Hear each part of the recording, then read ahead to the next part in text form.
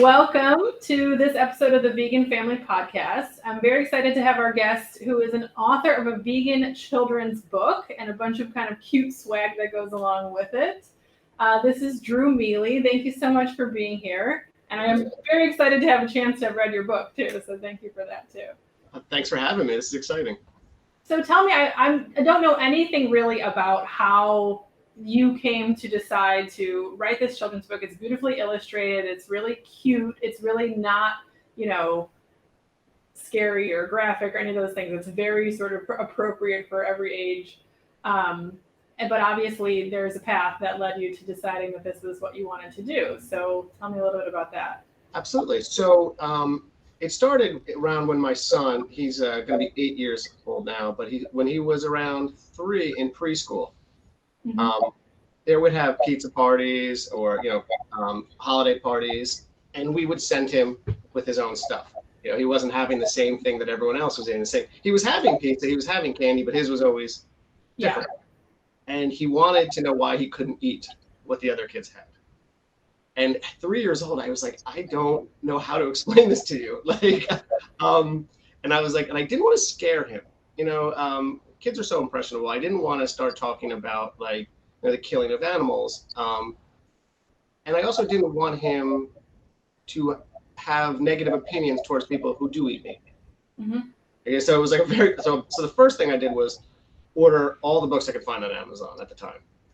And they all came in. I was like, this is going to be so easy. I'm going to read these books to you, and my problem will be solved.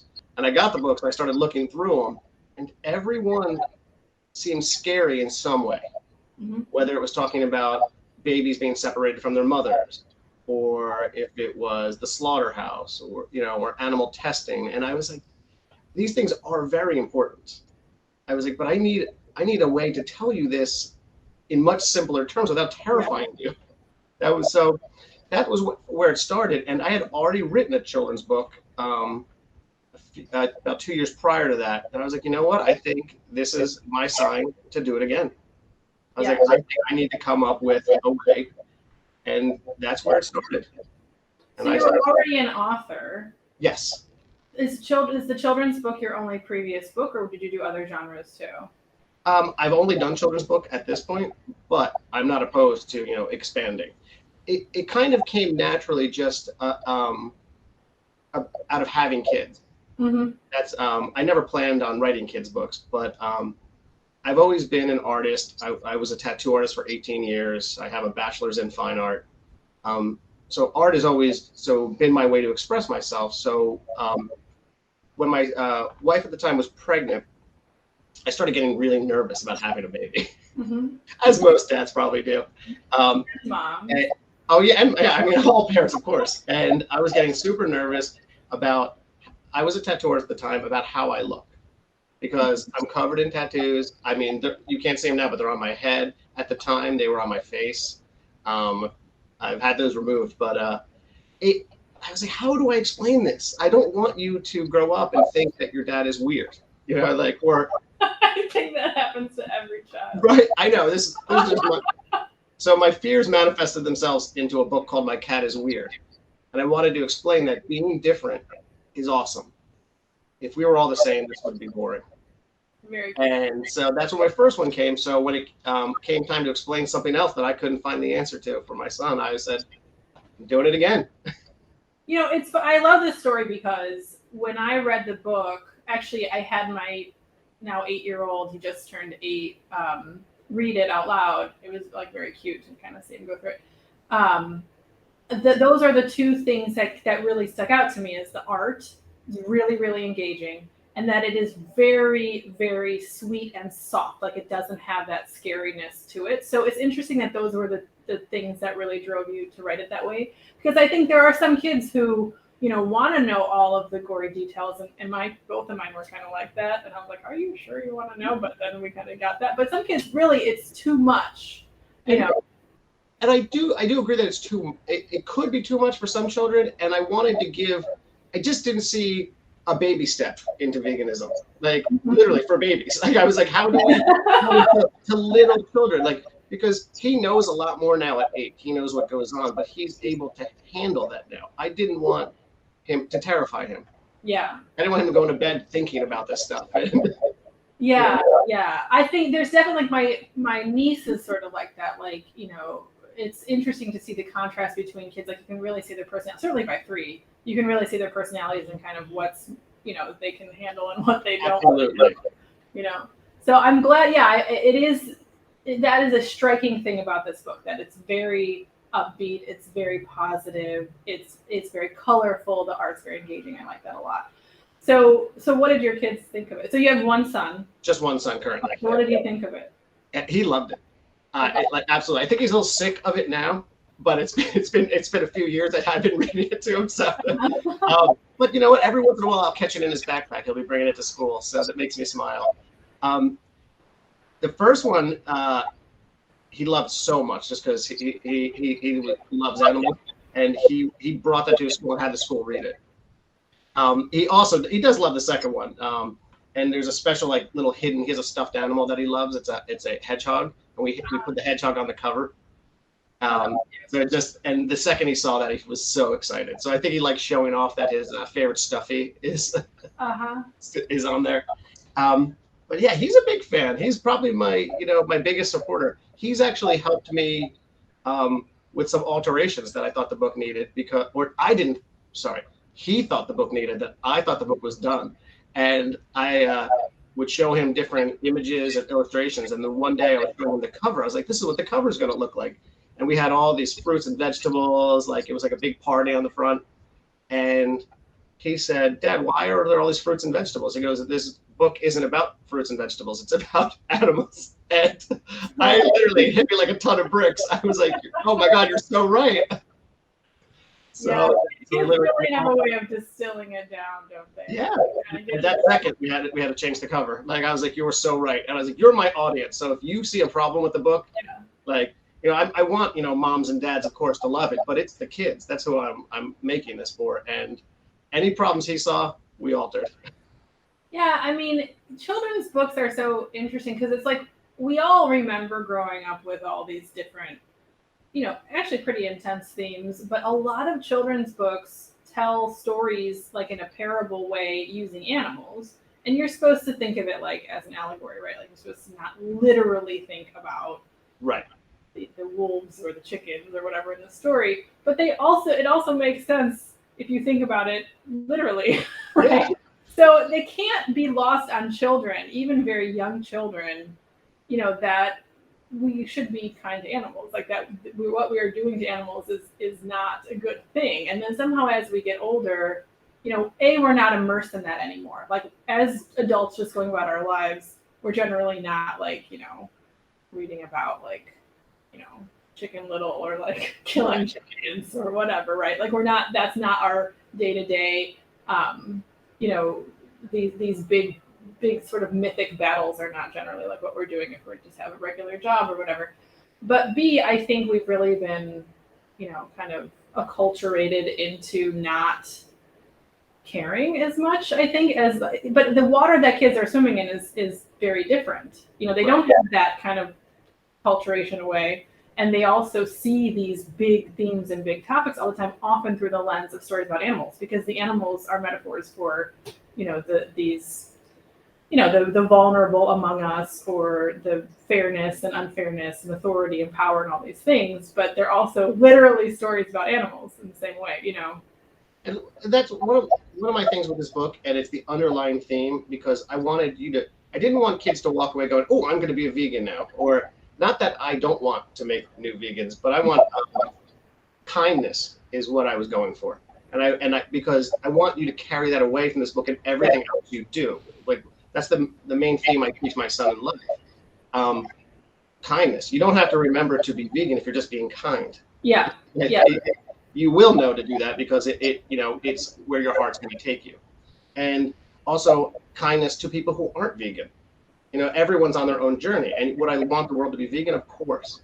But I'm not going to belittle people or shame people into doing that. And I want that to come across too. That's why towards the end of the book, as you read, I say, if you're not vegan, there's no need to feel bad. Because I don't want a non-vegan to read this book and be like, oh man, I'm the worst. Yeah. Well, I mean, it's also just a matter of effectiveness too. Like if you are a person who's just sort of unequivocally wants the world to be vegan, which I am one of those people. I do. I want that. I want that. I just don't want to shame people into it. Yeah, shaming people is the most counterproductive way you could be doing it, right? I think that point of saying we're all connected in the desire to do better, especially when we're becoming that whole process you talk about, like being terrified of having your baby and everything. Like that's often the moment in life for people where they're like, well, what are the values I want to be, really trying to pass down or teach, or how do I want to, kind of explain these things that I may never have had a reason to articulate before. And I think being able to make that connection and say, no, look, it's all part of humanity. Like we want to be kind. We want to be, Right. Considerate, respectful of, not just other people's bodies, but other people's individuality. And that extends. And we can't do that if we don't, if we're just constantly part of a system or okay with a system that's, horrible to animals. So I think being able to make that connection, especially for children, it's natural to them in a way. As soon as you point the arrow that way, and they kind of get it. Like with my kids, it's like I can't tell you how many of their friends, like get all excited, like I have something vegan for lunch today, or they want to go vegan, and their parents are like, yeah, so and so like really wants to go vegan now since your kid's always talking about it or whatever. I see it with the kids in my son's class, and when we go to birthday parties and stuff. The parents tell us, don't worry, there's going to be vegan stuff there. Our child has already made sure that we knew now this is vegan. Like, that's so nice. And some of them are like already not eating meat, and like they might not be vegan, and their parents are having a little bit of a hard time with it because they come to me and they're like, so my kid won't eat meat, so what can I give them? Yes, I've definitely had that. And I love it because I see it, I'm like, ooh, it's working. I know. I like to think of it more as a question of just helping people kind of align their values with their behavior, because people, especially kids, care about animals, Right. And people care so deeply, but they're not evil. People who eat meat, they just don't understand yet. You haven't pulled the curtain out from in front of them. And that's all I wanted to do in a very positive way. Just, hey, here's another way. And it will align way more with the type of person I know you are. Right, exactly. Yes. I think that's important. It's not a question of trying to get people to, it's not about manipulation or trying to get them to completely change their identity or follow some, monolithic thing. It's about just saying, look, like you already care about this. You are being tricked and duped into being part of the system that you exactly. Yeah. So I think you have to let people find it on their own. You inform them, you tell them, but it's what I've noticed just in life, when you start forcing anything, that's when people push back. But when you just, I just live the vegan lifestyle. My son lives the vegan lifestyle, and the people around us are very accepting and are changing with us. I see more change by not telling people to be vegan. I'm not saying we need to stop telling people to be vegan, but I see a lot of people who were just like, well, try what you're having, or or we'll invite them over for dinner, and they're like, I can't believe there was no meat in that. And I was like, of course, it's so easy nowadays too. It's so easy. Yeah. I mean, a lot of the barriers that there used to be, I feel like sort of, Exactly. Especially in a major city like I am, we can go anywhere, and it's not like the vegan option isn't a salad. The vegan option is a whole other menu. Right. And it's amazing. Yeah. It's funny when I'm at a restaurant now and you have to modify something to be vegan. I'm like, come on, get with the times. Yeah, seriously. Like, I was having a conversation the other day about that, and I was like, they need to. I mean, there's a place for it, but I was like, we almost need to get rid of vegetarianism. Like, the vegetarians can eat all the vegan food and have no problem with it. So let's just let's not have vegetarian options on the menu anymore. Let's just have vegan for your meat, and then you can pick your side. Actually, what you're saying, that and what you said about kind of your more subtle advocacy, where you say, I'm not asking people to go vegan, but they always want to try what we're having and whatever. Yeah.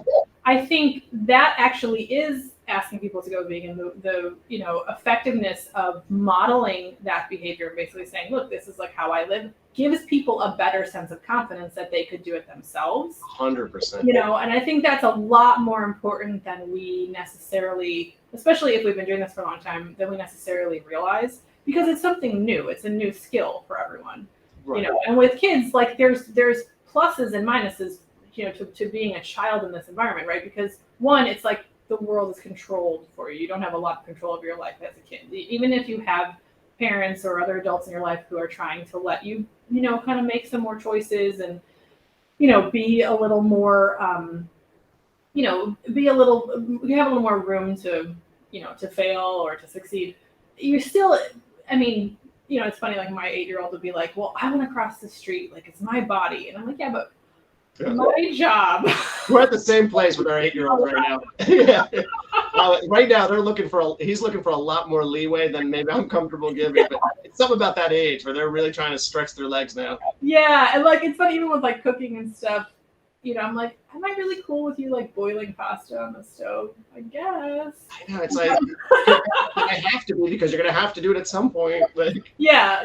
So that's the nature of childhood, right? It's that push pull, and like as adults, like we just by the nature of childhood have to be at some level pretty controlling of their lives. But at the same time, I think they don't have, you know, a lot of the baggage that we have as adults. Like they're the ones who go to restaurants expecting, you know, the full vegan menu to show up, you know. I know, what a world they get to grow up in now where there's so, I mean, when I first was vegetarian, I mean, it was in the early 90s and I mean, there was nothing, there was no options. Yeah. I remember going to Jolly Green Giant veggie burgers. You remember those? Yeah. Oh, I would go to McDonald's and I'd be like, can I get a hamburger minus the burger?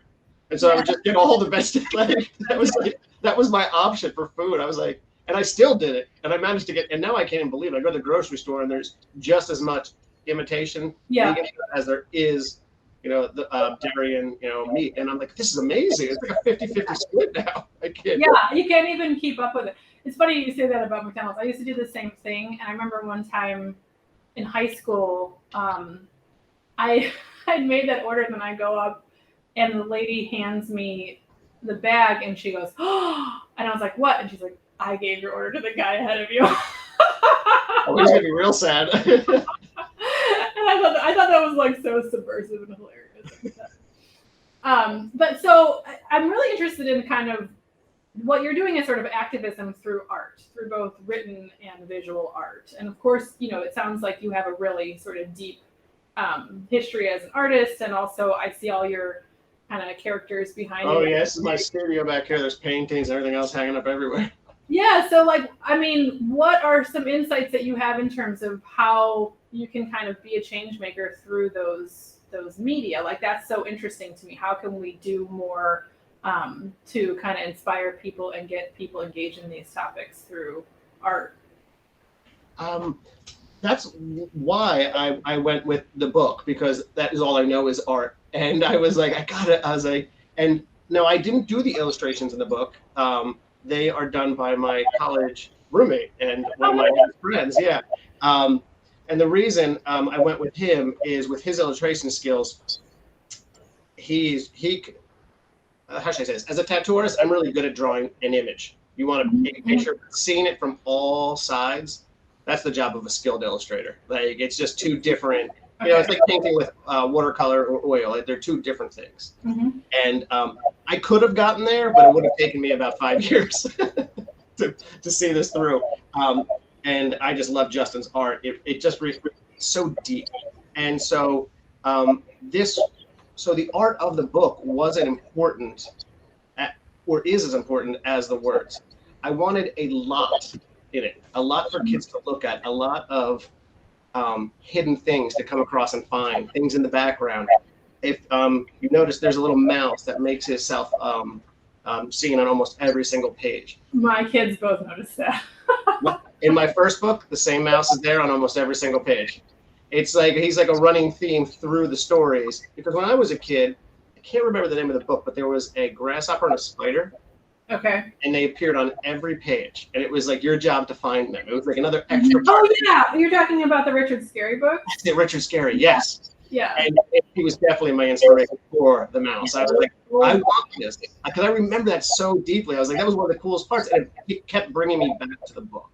Mm-hmm. And that was the other thing. I wanted the art to bring children back to the book over and over again, not just get bored after one read. Yeah. I wanted them to stare in each page and see, like, a new animal that they didn't notice, and they've already read the book 5 times. Like, there's a turtle over there, or there's an otter getting his belly rubbed. What is this? I didn't see all this. Yeah, you're speaking the language of my 6-year-old. That is like his absolute favorite way to engage. I am. She's like, wait, mom. And then he has to like go find. Yeah, got to look through everything. Yes, and that was me. I mean, that's why I became an artist. I couldn't stop staring at the pages ever since I was could hold a pencil. My grandmother was the first one to see it. She's like, that boy's an artist. And my parents just laughed her off. And she's like, oh no, I'm telling you. And she went and bought me art supplies, and that was the end. Oh, that's so nice. But yeah, so the art was super duper important as far as engaging the children, keeping them interested. But then also when doing the book, I wanted a lot of inclusivity. So I wanted to make sure that children of all different backgrounds and nationalities were represented the best that I could, given 18 pages. Yeah. So I got as much as I could in, but I wanted someone to read this book and go, oh look, there's somebody like me. Yeah. Yeah. Because a lot of times, and I found again with a lot of books, they become whitewashed and for lack of a better word. And I want everybody to feel included, because veganism is not just for one person. Honestly, it's for everybody. And just eating veganism, I don't know how I got on this tangent, but American food is probably one of the harder things. When you go to other countries, it's so easy to find vegan food. We're a melting pot, but we've lost a lot of the stuff without meat. I tell people my favorite food, Mexican, Indian, Chinese, because I can pretty much order most of the menu whenever I go there. Yeah, most what we consider American food is actually like Western European. Yeah, and it's just heavy meat, heavy. Yeah, because it's too cold there to grow anything interesting. right, exactly. I mean, don't get me wrong. I love myself a potato. I'm Irish, so I will eat a potato any way it comes. Yeah, but I think that's really cool. I like the kind of the almost adventure of trying a bunch of different kinds of foods and learning about other cultures and everything through that. That's actually a really fun part of cooking and of veganism for me, because it does put, people think, oh, I'm going to have not enough to eat, or I'm going to get bored with what I'm eating. But I find that I eat a whole lot more variety because I've eaten more food as a vegan, different foods, than I did ever as a meat eater. As a meat eater, I had chicken, burgers, steak, and that was pretty much the end of the list, and I eat just the rainbow now. It's amazing. Yeah, and I think that also when bring it to kids and stuff, I think I noticed with vegan parents and vegan kids, they are going to have a much more diverse, palate. They're going to be eating things that other, let's say standard American diet kind of parents assume their kids are going to be too picky to eat things that are not, the chicken nuggets and the whatever. My kids, yes, we have definitely had our vegan chicken nuggets, and we've had our favorites of. We ate way too many of those Gardein fish fillets at one point that I had to take a break from those. I do that all the time. But very much, they will have tried everything. The regular my pickier child, I think he's actually pretty typical child. I don't like to put labels oh, that's a picky eater versus not, whatever. Right. But his comfort snack is brown rice with the black forbidden rice in it that has avocado and seaweed and soy sauce. Oh, it's so good. Okay. And then I can always if I'm can I throw some tofu in there? He's like, yeah. So it's yes, I don't want him to eat 20 bowls of that and that's all he's eating, because he would. Right. But it's so much, and I actually learned a lot. One of my friends who grew up in Japan, who's also vegan, said in Japan, what they do, what kid food is considered like the seaweed, nori seaweed, they'll just wrap everything in that if they want the kid to try something new. So that's considered oh, this is all kids like it. Where culturally here, we don't think of that kind of savory food as that's almost oh, that would be a, not something that a picky kid would eat. But that's not true. The amount of seaweed that's gone through my house, I can't even tell you. I'll tell you, my son, I would say he's picky, but what he's picky about is not eating imitation meat. Oh, interesting. He would rather tofu and a plate of raw vegetables. Interesting. So it doesn't, he's not really picky. He just doesn't like imitation. He wants it just to be what it is. Like if he wants a pepper, he just wants to eat a pepper. He doesn't want like he wants me to cut it up and hand it to him. I think what that says is that a lot of what like people's habits are around eating is basically like what we grew up eating. Like we want to, you know, what you were describing before. Like before you were vegan, you were eating burgers and whatever. Like the appeal of the vegan burger is that it's not something innate in us that like, oh well, if we don't have that, it's missing or whatever. Right. Yeah. He's never been missing a burger because he's never tried one. So that, you know, when the Beyond Burger came out, kind of like you with the fillets, I mean, every day I was eating it. Every day. Like I was like, this is the best thing in the world. Till eventually I was like, I need to go to the gym and stop eating these every day. This is not going to be good for me. But yeah, my son never had that desire. He sees and he's like, that's disgusting. Yeah. I guess, yeah, because it's kind of supposed to look like some, you know, meat. And I get how you would be turned off by that. Yeah, I try to like I'll buy like a tofurkey slices and stuff because they're like pretty healthy. Yeah. But they'll just like power through them. But they're just as happy to power through like tabbouleh, you know. Right. So I think there is something about also making it. We're vegan because we're doing something for the animals. It's so exciting. That takes away some of those food battles too. You know, where like sometimes, especially my younger one, you know, he'll eat some greens because he wants to be strong and he wants to be like, you know, super vegan. My son, he always eats, he's like, I'm going to eat more carrots than you so I can see further. I'm like, challenge accepted, I guess. Go for it. Yeah, that's really interesting because I think it's not an experience that really has an analog in a non-vegan family scenario, right? Like you're not necessarily, I mean, I think about my own childhood too, like you're not necessarily having these conversations or these associations with food where food is more than food. Food is like power. Right? Oh yeah, very much so. So I think that makes it easier. We talk about all the things that like they do for you and what they help you with, and like just so that, and he gets excited. Yeah. Like, oh, this is what this one's gonna do. Great. I'm gonna eat more of this. I'm like, this is the. I always feel like bad. I'm like, am I tricking you? Like, I mean, these are facts, but like, hey, the kid wants salad for lunch in his lunchbox almost every day. So I'm like, I must be doing something right. Yeah, and then do the other kids at school like, you know, kind of do you ever feel like he gets any kind of negative? He's never, until yesterday, he's never come home saying, I want to try. Oh, interesting. Okay. He loves what he loves, and he's very confident in his choices. But yesterday he goes, I want to try candy corn. And I was like, there's candy corn flavored Pez. It's not very good though. I was searching this morning. I couldn't find one. Like a good. Actual candy corn is not vegan. Well, I know actual candy corn is, but I was like, everyone makes vegan everything now. I was like, someone has to have done this. I found lots of recipes, so it looks like we're going to be doing it on our own because I couldn't actually find one to purchase. I was like, well, we're going to figure this out. Yeah, I know. Like, actually, that's a really good idea. We should do a little candy party.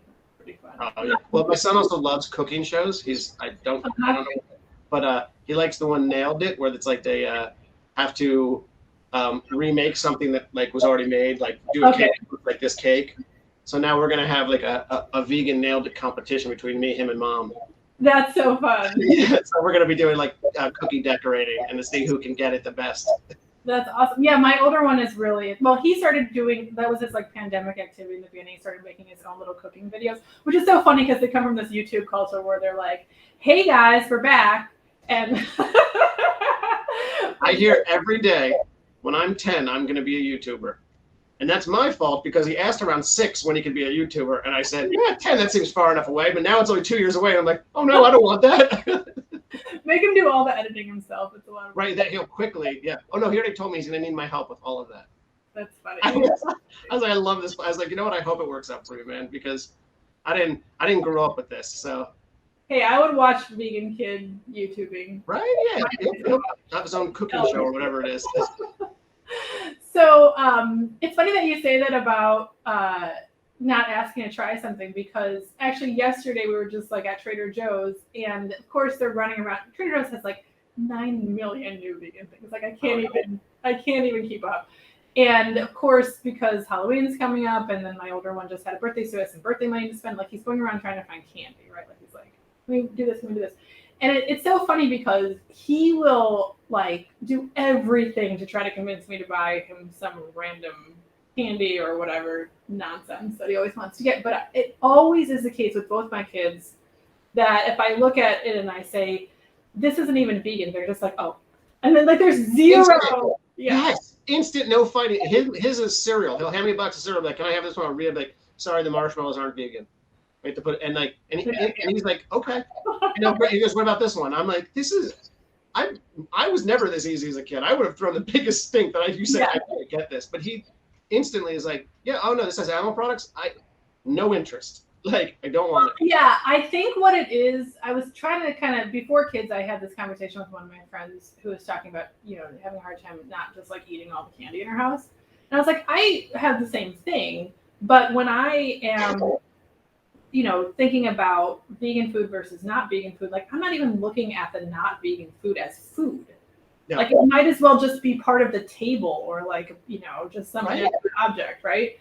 And I think maybe that's what's going on with the kids. I agree. I think it's exactly it. It's like, oh, okay, that's not something I can eat. It's not a food product. Yeah. Like I remember one of the things yesterday had beeswax and he was already like, ugh. And then I said, I think based on the way this is worded, it might also have that glaze that's made out of bugs. And he was like, oh. Oh, yeah, that's black. Yeah. So, but it wasn't even like a question. Like we weren't even having any kind of battle over it, and he will battle about every other thing, Right, exactly. But not when it comes to food, because they get it, because they grew up like this, and there's so many options for them. Yeah. Like my son loves candy, and he gets plenty of it. He can name you every vegan candy. He'll sit there and just list them off. He's like, he knows what he can have, and he is more than happy to eat every piece of it. Yeah. Like I was going to grab a Twizzler yesterday, and there happened to be none in the house because somebody had gotten it into him at 8 ball, and I was like, all right, well, you know what? My fault for leaving it open. Spots in the house. They haven't found them all. So what do you guys do with Halloween then? The first thing we do, and we do this every year, we order from a place here in Pennsylvania, but they ship everywhere. It's called Vegan Treats. I love vegan treats. Oh, okay. Everywhere? I know they used to bring stuff down to DC, and there were places in DC that would sell their stuff. Manhattan had a couple places. I know people in California that get it. So like it came with like ice packs and everything around it, even for me to like make sure there was. So we have that waiting for Halloween. So that's one of our first things. Are you buying candy from them or like baked goods? Candy. Oh, the Reese's Pieces, the Twix bars, the Butterfingers. Yeah. I didn't know any of it. Okay. Oh yeah. I get it all. I get it. I absolutely. When they first started delivering to DC years ago, that was our headquarters office, and they would just say, "Oh, this is the day we come down with the trucks and whatever and drop off." And so we would always get like, "Did you guys ever want anything from Vegan Treats?" And I cannot tell you, like, probably 6 pounds. Yep. I get so much. It's ridiculous. I can't tell you, like, I'm like, I know that this is causing me to like put on weight. They're doing even better this year. So I got my wife one of the boxes because my wife is also gluten-free, and they did a gluten-free box. I was like, what? You're blowing my mind. So yeah, we're gonna be full of sugar. So we always do that first, so he can expect that for Halloween. So he knows there's gonna be plenty of candy. And then what we do is we go trick or treating. We go, and he'll usually get a good amount of things that he can eat. And then with either friends or cousins or whatever's going on that year, he'll trade. Yeah. And he'll trade out all his chocolate. And the kids are so, like, his cousin couldn't be happier to get all the Hershey bars. And he's like, yeah, here, take my Twizzlers. Like, have them all. Yeah. So, what's the other one my son likes? The purple nerds. Okay. Only. The only ones that are vegan. But he knows, and he's like, and everyone's like, okay, yeah, take those. So yeah, he winds up with a haul, and then he has also the good stuff to come home to. So that's how we do it too. I think the first couple of years, when the first year that we went, my older one had just turned 2 because his birthday is almost at Halloween. So he was so funny because he would be trying to decide at the door whether he was okay with like, this is vegan, this is not, but he was 2. He couldn't really like completely articulate that. So he would just take his sweet time at the houses. And they'd be like, "Do you want this one, honey?" He'd be like, "No." They'd be like fishing around and they're looking for We still have that. He won't just take what if there's options. He's like, okay, so what's vegan here? And he like just fingers through the whole thing. Yeah, as recently as last year, I think one guy only had like milk chocolate, and he was like, my older one, who's much more food oriented than the younger one, was like, okay, well, thanks, but none of this is vegan. And the guy said, well, I have an apple, and my son's like, an apple? So excited. Like, I'm gonna get something. Like, I think that's what it is. They're like, I'm getting something. This is great. Well, he was telling like everybody that we ran into the rest of the night. He was like, I got a whole apple. Nice. When we were kids, we would have been so mad. We would have thrown that apple right back at the house. Like, might as well be a toothbrush or something. Seriously, I did. That's awesome. Yeah. I think by having vegan children and like raising our kids vegan, they're going to be so much better humans for the world. Like, not because of the veganism, but because of the kindness that we're instilling in them, to the thoughtfulness about their choices. Like, they're just going to be better humans in the end. And I think they're really lucky for that. Well, I've said this before. I really think it's a lens to understand ethical reasoning better. There are some insights that both my kids have, and they really have very different personalities, and they come to this very differently. But I think because they've sort of thought this through and played with this in the context of veganism, they have a lot more understanding and nuance and curiosity around other big topics.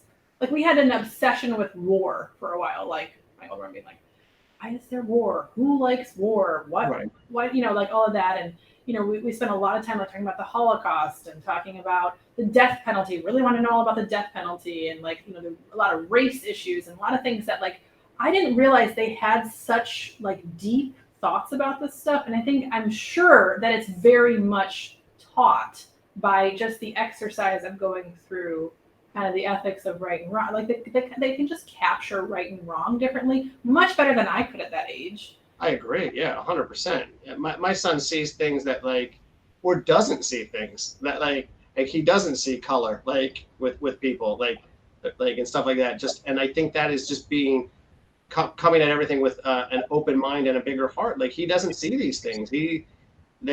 Everybody is just people to him, and he's not judging based on what people eat or how they behave. And I really am excited for the generation of kids growing up like this, and they're going to be very beneficial, I think, to the world to have kids like this.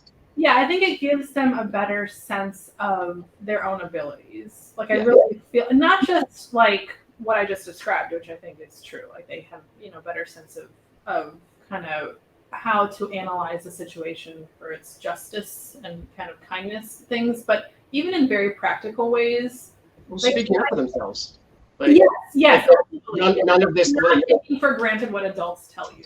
Yeah, like, none of this is vegan. I can't have it, and and getting an apple instead. Like, that's like, most kids at that age would just not be able to talk to an adult they don't know and say, I'm sorry, I can't have this. Yeah, that barrier is gone. And I think that's a really powerful thing we're giving them, the ability to, just be confident in their decision and saying, no, I'm good. Like, none of this is for me.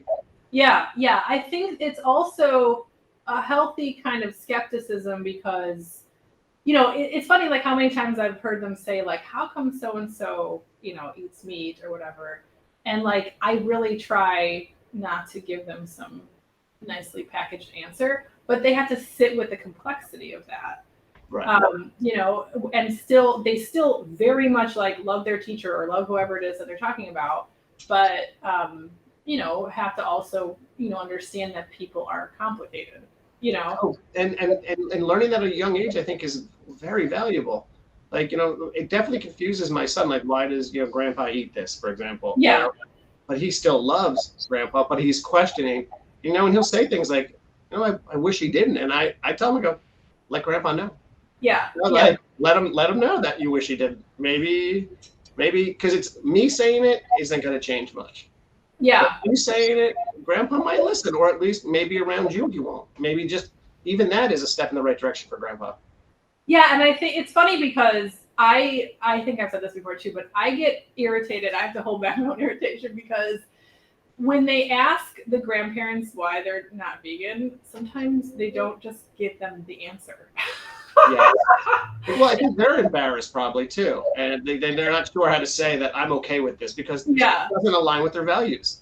Yes, and what's funny too, talking about like some of the more awkward but also I think really fun for me interactions become where, as we're saying, it's this ethical lens to looking at stuff. So, my kids are just as likely to ask their grandparents why they're not vegan as they are to ask them why they voted for whoever they voted for. Right. And then I can't tell you like how many times that drives my parents crazy. I love it. I'll be like, my mom at one point was like, I don't discuss politics with children.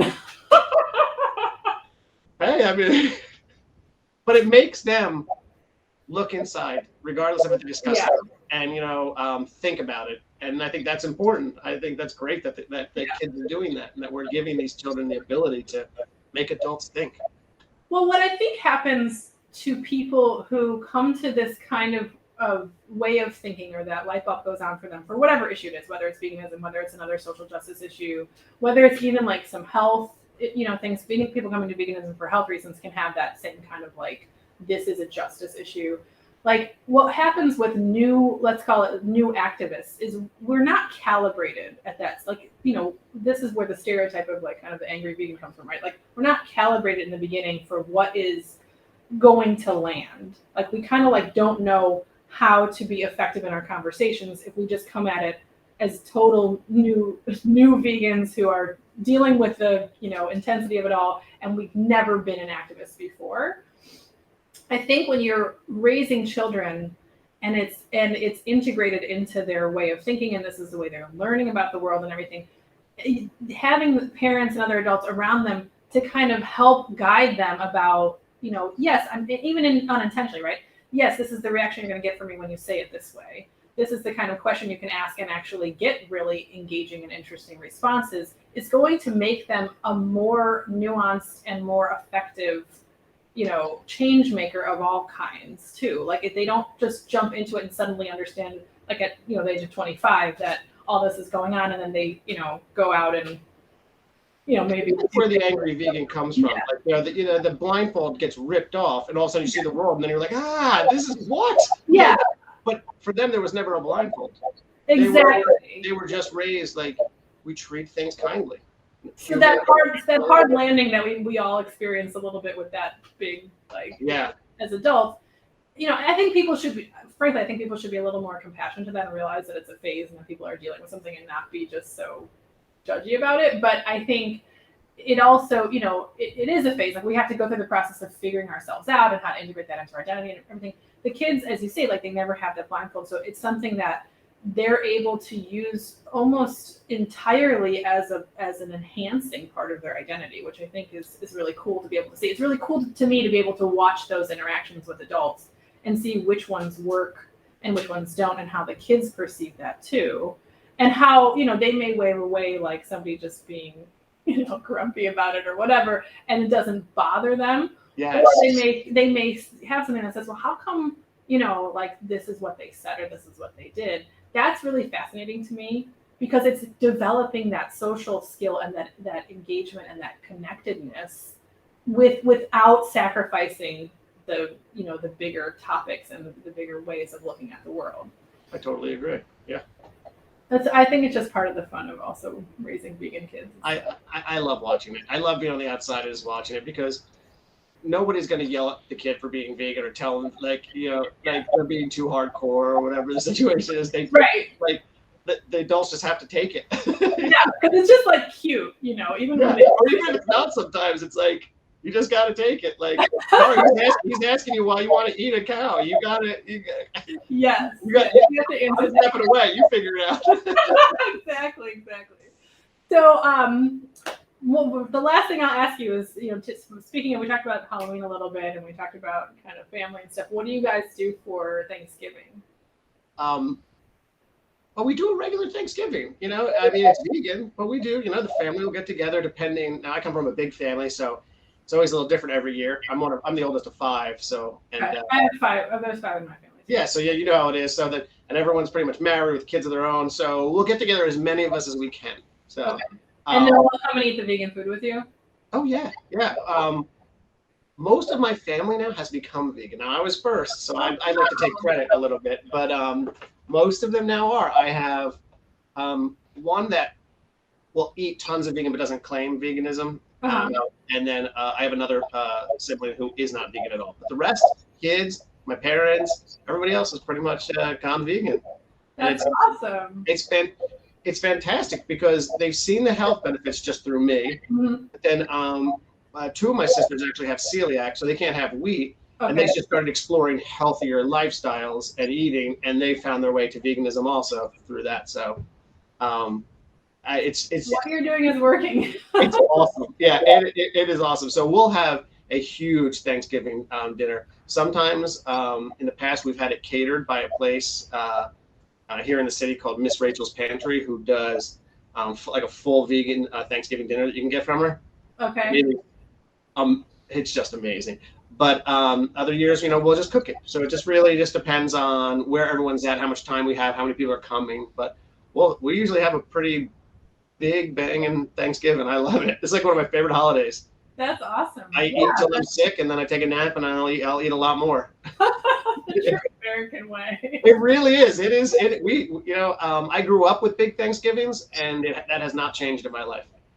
That's great. Yeah, and it really is like kind of this nice ability to combine, the tradition and be able to hold on to those traditional things while still being able to, do the vegan thing. And when I host it, everyone knows it's 100% vegan. So you might, anyone who's not vegan still knows what they're getting when they come here, so they're ready. Great. All right. Well, that's a positive way to end. So thank you so much. This has been This has been conversation. Wonderful.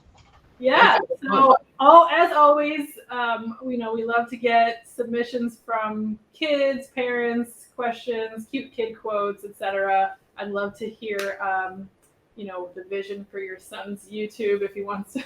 Oh yeah, I guarantee he will be. He talks about it every day. So you can send an email to veganfamily@tribedge.com. And thank you so much. Thank you so much. This has been a pleasure. This was so much fun. Likewise. Thank you.